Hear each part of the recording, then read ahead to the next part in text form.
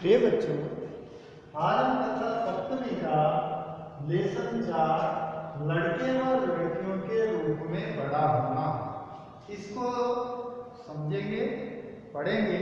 इसके विषय में विस्तार से चर्चा करेंगे। अध्याय 4 में आज हम सब पूरा अध्याय आज हमें समझना है। इसमें तो क्या क्या करना है इसमें, आज के हमारे जो इस अध्याय के संपूर्ण अध्याय को समझने के बिंदु हैं वह है कि 1920 के दशक में माओवा द्वीप में बच्चों का बड़ा होना, पहला टॉपिक हमारा ये रहेगा। दूसरा टॉपिक रहेगा 1960 के दशक में मध्य प्रदेश में पुरुष के रूप में बड़ा होना।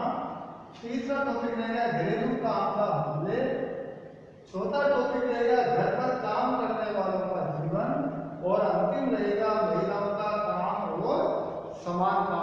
इस प्रकार से आज हम इन बिंदुओं को अच्छी प्रकार से समझेंगे। तो सबसे पहला बिंदु आता है हमारा कि 1920 के दशक में माओ द्वीप में, समाओ द्वीप प्रशांत महासागर के दक्षिण में है। यहाँ पर जो बच्चे पैदा होते हैं, जब वो धीरे धीरे बड़े होते हैं तो उनका जीवन किस प्रकार का होता जाता है।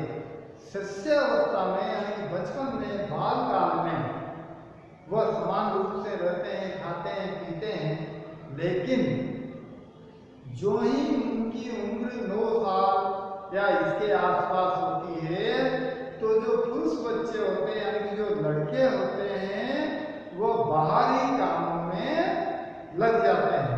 उनका मुख्य काम है जैसे मछली पकड़ना, जंगलों में जाना और बाहर के काम जितने भी रहते हैं। और जो लड़कियां होती है वो अपने घरेलू कामों में लग जाती है, जैसे मछलियों की पैकिंग करना, घर का झाड़ू लगाना, कपड़े धोना और भी जो घर के काम रहते हैं।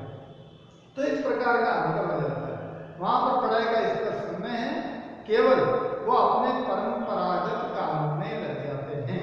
जो उनके पूर्वज, जो उनके बड़े जैसा काम करते रहते हैं वो वैसे काम में, जिस परिवार का बड़े बुजुर्ग जो काम कर रहे हैं पुरुष बच्चे वैसे काम करने लग जाते हैं।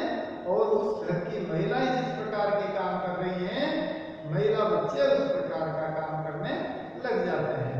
तो इस प्रकार से परंपरागत कामों में वह लगे रहते हैं और उनका जीवन उसी प्रकार से निर्वाह होता चला जाता है। तो ये घटना है 1920 में समाओ द्वीप।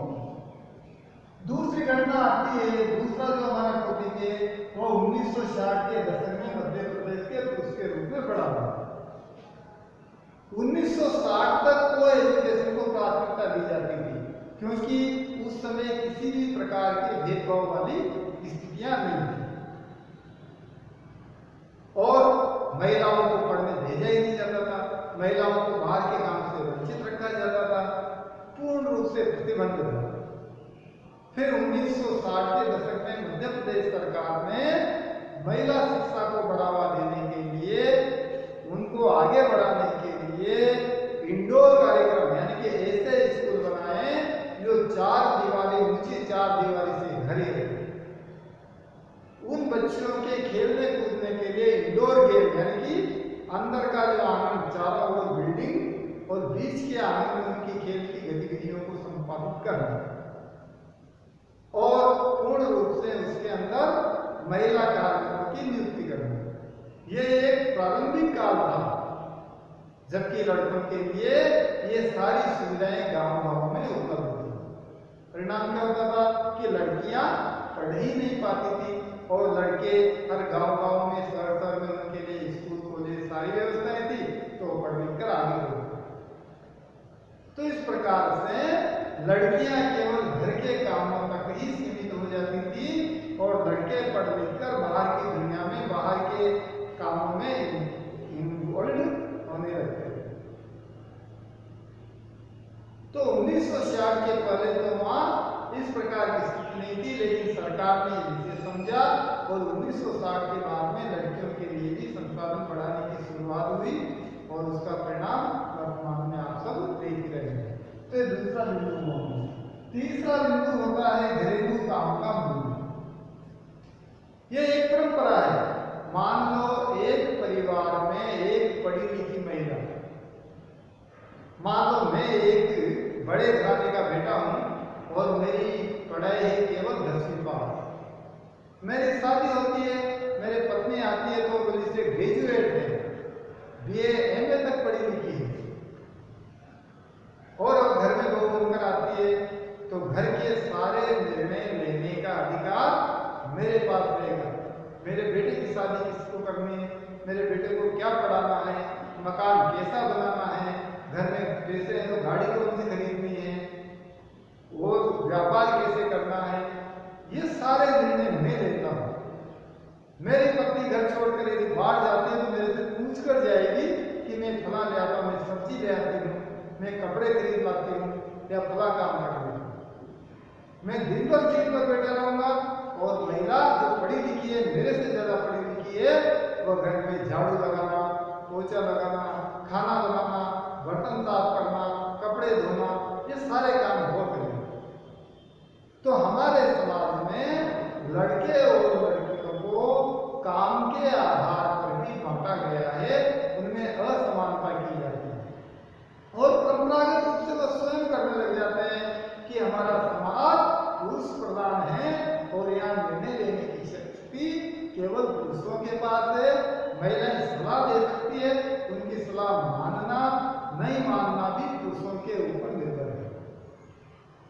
तो इस प्रकार की व्यवस्था हमारे समाज में है, इसलिए घरेलू काम का मूल्य महिलाएं ज्यादा समझती है, यानी कि घर के काम के अंदर ही उनको रहना है, घर का काम ही उनको करना है, उनको बाल्य अवस्था में उनके माता पिता इसी प्रकार का प्रशिक्षण देना है कि तुझे ससुराल जाना है, ससुराल में झाड़ू लगाना है, खाना बनाना है, बर्तन साफ करना है, सारे परिवार की देखभाल करनी है। इसी प्रकार की परिपाटी समाज में लगातार जारी है और लगातार आगे बढ़ती है। इसका सेकंड लास्ट बिंदु आता है घर पर काम करने वालों का जीवन। अब कुछ परिवार पढ़ लिख गए हैं, फिर भी उन परिवारों में काम करने जो आता है अक्सर महिलाएं आती है, ज्यादातर महिलाएं आती है। अल्प वेतन में वह नौकर वह महिलाएं जो वहां काम करने आती है वो पूरे घर का अच्छी प्रकार से झाड़ू पोछा करना, घर के सारे मेंबरों की आवश्यकता के अनुसार खाना तैयार करना, जब भी चाहिए पानी और चाय की व्यवस्था करना, उस घर वालों के सारे कपड़े धोना, बर्तन साफ करना, सारा काम करती है। पूरा काम करने के बाद भी उनके साथ अमानवीय व्यवहार किया जाता है। वेतन अल्प परिश्रम तो खूब लिया जाता है, खूब परिश्रम करने के बाद में भी उन्हें कम महंगामा दिया जाता है, साथ ही उनके साथ दुर्व्यवहार किया जाता है, आपत्तिजनक व्यवहार किया जाता है, अपमानजनक व्यवहार किया जाता है। एक छोटी सी गलती पर उन्हें गालियां दी जाती है, डांटा जाता है। मानवीय भूल से जरा सी गलती हो जाती है, इतने बड़े परिसर की सफाई करते करते यदि कहीं कमरे में किसी कोने में जरा सा दाग रह गया, जरा सी कचरा रह गया तो मालिक उसको डांट देता है। रसोई में काम करते हुए यदि उनके हाथ से कप टूट जाता है तो मालिक उनके साथ बुरा व्यवहार करता है। खाना टेबल पर रखते समय यदि खाने का एक छींटा भी टेबल पर गिर जाता है टेबल लगाते समय तो उनको दंडात्मक व्यवस्था की जाती है। तो ये हमारे समाज की परिपाटी है कि उच्च घरानों में काम करने वाले लोगों के साथ में अच्छा व्यवहार नहीं किया जाता, उनका अपमानजनक जीवन जीने की आदत सी हो जाती है। अपमानजनक जीवन उनको मजबूरी में अपनी आवश्यकताओं की, अपने परिवार की आवश्यकताओं को पूरा करने के लिए अपमान भरा जीवन उनको जीना पड़ता है। और इस अध्याय का अंतिम है महिलाओं का काम और समानता। कई प्रकार के कानून हमारे संविधान में महिलाओं के स्थान को बढ़ावा देने के लिए कई प्रकार की व्यवस्थाएं की गई है कि समान काम का समान वेतन मिलना चाहिए, समान काम की समान मजदूरी मिलनी चाहिए। प्राचीन काल में हमारे कई उदाहरण हमें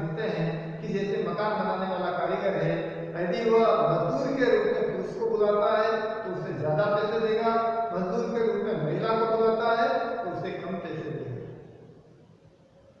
इस प्रकार का भेदभाव प्राचीन काल में होता था, लेकिन सरकारी स्तर पर भी इस प्रकार की व्यवस्था थी कि महिला कार्मिकों को कम पैसे मिलते थे, पुरुष कार्मिकों को ज्यादा पैसे मिलते थे।